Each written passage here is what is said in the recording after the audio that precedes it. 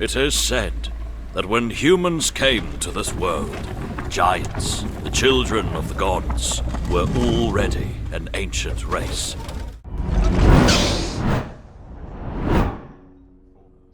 Hi everyone, welcome to the channel. Today we're going to take a look at Giants Uprising. This is an early access, so it's going to be not a review, but a preview and impressions. I definitely have some games in the past that remind me of this a little bit, and some elements that I'd love to see incorporated into this.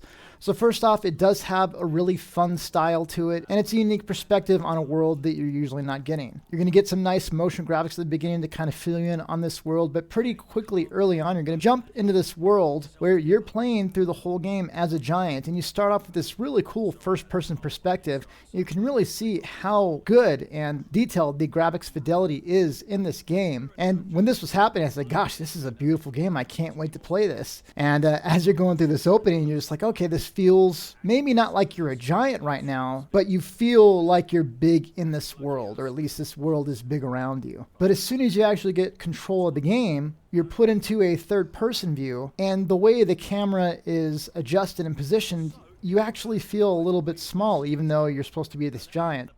It's kind of an overhead, downward view, and you kind of walk far away, and even though there's some things in the game to make you feel as if you are big, I can't pass the feeling everything is still to your scale for the most part. So for instance, the bricks in the castle are still kind of the scale of the character itself. In the beginning, they're going to show you how melee combat works as far as fists and blocking and throwing different objects and things like that. And pretty quickly, they're going to spit you out into this arena fighting. And this is kind of how you start off. So you have this guy on your shoulder. You'll see him in the cutscenes, but he's always speaking in your ear, and he's kind of the narrator of this game, taking you through the story. So basically, you're this imprisoned giant. Humans have enslaved giants for a long, long time. Certain humans are more on the side of giants, and they don't go into this wanting to enslave the giants, but the other humans conquer them as well. So they're kind of forced to go along with this or be imprisoned. This starting off, you do start to get a little bit of a feel of the scale.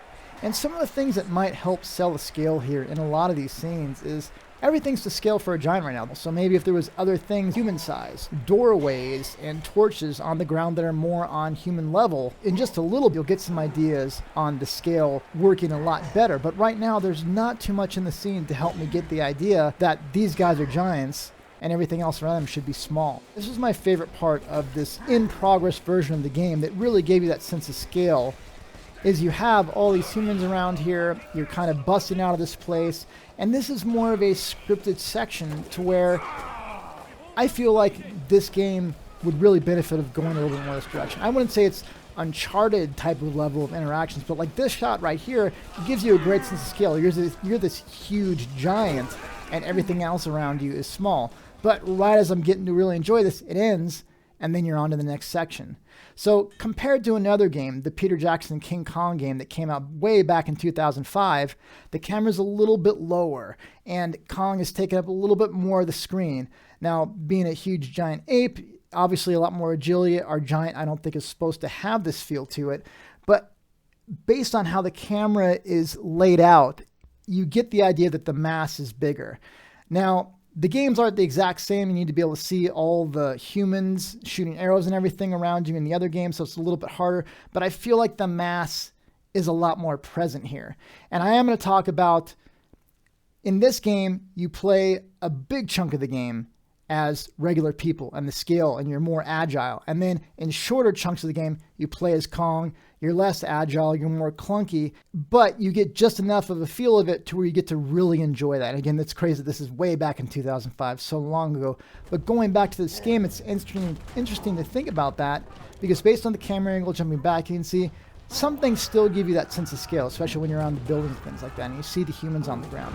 But again, the camera angle is a little bit higher. You're kind of looking down on them, and that gives you a sense of being small when the camera's so high and looking down on something, even if you have that sense of scale. Those are some things I think the developer could do that wouldn't be huge changes to help that sense of scale.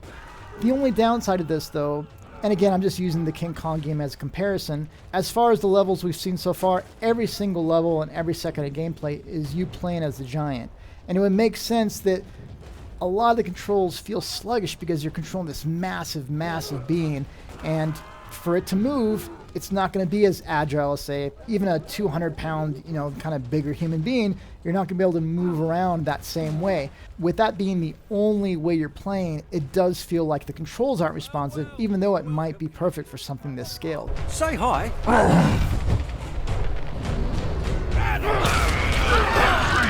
Be careful! We have heavy artillery here. We're coming in hot. I would love your companion on the shoulder. It'd be great for small sections of the game just to break it up. Maybe you play as that guy. Maybe he can access some areas the giant can't. And that might be a really cool section and give you sense of scale. And when you play as the giant, okay, it's because he's so massive. Now you do get some skill increases and some options to be able to upgrade the speed, and that might make a difference to make your giant more responsive. But early on, it maybe doesn't give the best feeling that the giant's not that agile. And the balancing, I think, is something they're still definitely tweaking a lot of. Now, another game that I was thinking about as I was playing this is a game that actually, when I was working in the cinematics department at Sony, was a game called Lair. Now, this is a game that was a huge early on PS3 game, but when it released, it didn't do that well. And one of the reasons is the controls people felt were very, very sluggish. The idea is you're controlling and trying to drive this massive, massive dragon through combat, but it's this huge thing, and it's not supposed to be able to turn on a dime, and it has all this momentum, and it's not able to get around very quickly. From a realistic standpoint, that's probably how it would move, but from a gameplay and enjoyment standpoint, a lot of people felt this game wasn't particularly super fun. But I feel like this might be a similar thing with this Giants game, to where it's kind of difficult because the mass makes it feel like it's sluggish controls, but it's really just because you're controlling something that's so massive. Now, some of the variety in this game is wonderful, and you do get some wonderful destruction. You can see all the destructibles that you have in the environments. You can stomp down and just destroy everything around you. And a lot of people that have left early access reviews have really kind of been hitting on the performance a lot. And it does kind of chug. I was playing this at 1920 by 1080 with a RTX 2080 graphics card, and it was having a hard time and hitching quite a bit. But again, this is an early access title. Optimization is something that tends to come way later on down the road. You can tell that there's probably going to be a lot of more sound work put into this. There's not really any music in this game right now, so there's going to be music put in. As far as early access and being in progress, I think this is in a perfect spot, just with people actually buying this and expecting a fully polished and optimized game right now. That's maybe not realistic right now. If you're wanting to have that out of a game, I would definitely want to wait until you're seeing a final finished product that's more optimized for machines and things like that. Now, I do like a lot of this world. This is not their first go around with giants. You see these huge traps. You get like bear traps. They'll try and drag you down with ropes, and they'll put these chain traps and all these different things to where, okay, you're not this unstoppable force. And I do like the art style is really, really cool. Just the loading screens, looking at the artwork is really, really beautiful. And some of these later levels are a little bit more dreary and hard to see, but based around the first level, you can see that there is a variety in the first couple levels. And I'd assume as they continue to develop this game, there's probably going to be a variety of different types of gameplay and different types of levels. These type of sections where you see these huge crowds all attacking the giant, really, really cool, and you do get a good sense of scale on the power and things like that.